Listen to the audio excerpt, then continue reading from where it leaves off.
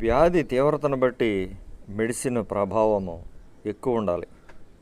వ్యాధి తీవ్రతను బట్టి డాక్టర్ గారు డోసేజ్ పెంచుతూ ఉంటారు. Power 500, 1000, 2000, 3000 power.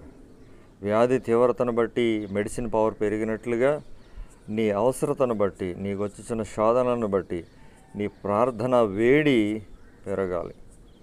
అగ్నిగుండానికి భయపడలేదు యవనస్తులు, షడ్రక్, మేషక్, అబేద్నెగోలు.